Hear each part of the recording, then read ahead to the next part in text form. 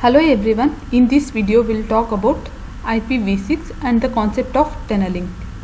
Here tunneling is required for the transition from IPv4 to IPv6. So why this transition is required? We have a network which consists of a heterogeneous types. That is, we have two modes of addressing right now which is currently in use. The first one is IPv4 and some of them they have adopted themselves to IPv6. So here when a packet is being transmitted from IPv4 to IPv6, how the packet need to be transmitted? Whereas IPv4 it is a 32-bit addressing mode, whereas the IPv6 it is a 128-bit addressing mode. So here the upgradation of the technology is taking place, where some of them are being adopted to the higher versions, where some of the packets are still using, some of the networks they are still using the lower versions. So here to provide the compatibility between these two, we go for the tunneling. So not all routers can be upgraded simultaneously. Now the entire network is being changed from IPv4 to IPv6, but this cannot be upgraded on spot on a single day. So this cannot be done in a single day. So what we do is we are going to update this by certain amount of time. So here all routers can be upgraded simultaneously, and no flag day. Here the flag day, which means that you are going to shut down all the network on a certain day, and you are going to update all the networks from IPv4 to IPv6. This is not possible.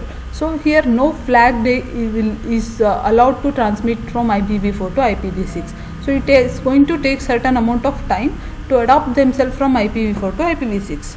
So how will network operate with mixed IPv4 and IPv6 routers? So for this purpose we go for the tunneling.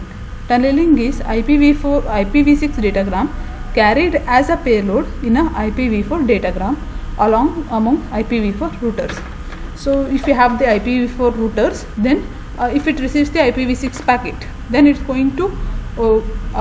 is going to be carried as a payload in an IPv4 datagram. So if you have the larger IPv4 datagram, that IPv4 datagram contains the IPv6 datagram within it as a part of the payload. So here we have an example of IPv4 datagram. This datagram, it contains the IPv6 datagram as a payload. So here this payload, it is considered as an IPv6 datagram. So it is going to IPv4 datagram, it's going to encapsulate IPv4 datagram within itself. So here we have the IPv4 header files and their source and destination addresses. Here we can find the IPv6 datagram in the part of IPv4 payload. So here we can see it again. This is the IPv6 datagram and this is the IPv4 datagram. IPv6 header file, source and destination addresses. This complete blue color is IPv6 datagram. So here we will just go through the concept of tunneling. When the tunneling we say, we are going to represent that as a physical wave. So here we have the 6 routers and we want to transmit a packet from source A to the destination F. Among these, the packet that is being generated at source A is IPv6 and the destination which is going to receive it, it is again the IPv6, where the packet need to transmit along this network, where this network has 2 IPv4 routers. That is, only IPv4 packets are supported at these 2 routers. So how the data gets transmitted? This is the physical view of this entire network. So we'll just check the logical view. Logical view is, here we have IPv6, again B is with IPv6, whereas this entire part is considered as a tunnel through which an IPv6 packet flows within as a part of the IPv4 payload. Again we have the IPv6 networks at the destination. So this is the physical view of representation, and there is the logical view where this IPv6, it is completely considered as a tunnel, and whatever happens inside the tunnel, it will not be visible to the users. So we can check here how the operation is being done. So here we can see a IPv6 datagram, and this IPv6 datagram, it has a flow as X, and we can see the source address as A and the destination to which we want to send the packet is F. So it has been represented as source address as A and the destination is F, and the data is application layer data which will be carried along with a packet. So here from A to B, we have, which kind of network we have? It is a IPv6 networking, because the destination is able to receive IPv6 packet. So from A to B we have it as a IPv6. As soon as B receives the packet, it need to transmit that packet over an IPv4. So the IPv4, the destination here from B to C is the destination, and it is capable of receiving IPv4. So what B does is, it's going to encapsulate this IPv6 packet within an IPv4 packet.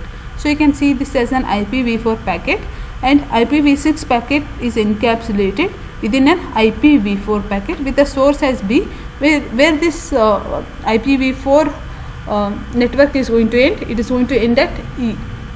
You can see the destination is E. So here from B to E we can B to E you can see a IPv4 tunnel.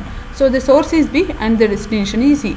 So the packet that transmits from B to E, it is in that IPv6 packet, it is encapsulated over an IPv4 packet. So here you can see the source as B and destination as E, and the it is encapsulated IPv6, it is encapsulated within an IPv4. The same gets transmitted here. You can see here from C to D, again the same packet is transmitted. From D to E, the same packet is being transmitted. At E, it's going to receive the packet and it's going to remove the IPv4 header fields, and the packet that is being transmitted from E to F is again the IPv6 packet. So here tunneling is performed from B to E. So encapsulating the packet over an IPv4. So here most of the time we need to get adopted to the IPv6, because most of the current advancements, they are based on the IPv6. So US National Institute of Standards estimation, it was conducted in the year 2013, that in that 3% of the industry IP routers, they are getting adopted to the IPv6, whereas the 11% of the US government routers, they work based on the IPv6 mechanisms. So during the long run, that is in the upcoming 20 years, most of the networks, they are going to use the IPv6 addressing format. Right now we have around 75% as IPv4 and 25% as IPv6, but in the upcoming days we can see that it's going to change. That is 75 to 80% it's going to use IPv6, whereas 20% is going to will go with IPv4. So during the long run, everyone has to get adopted with IPv6 networking. Thank you.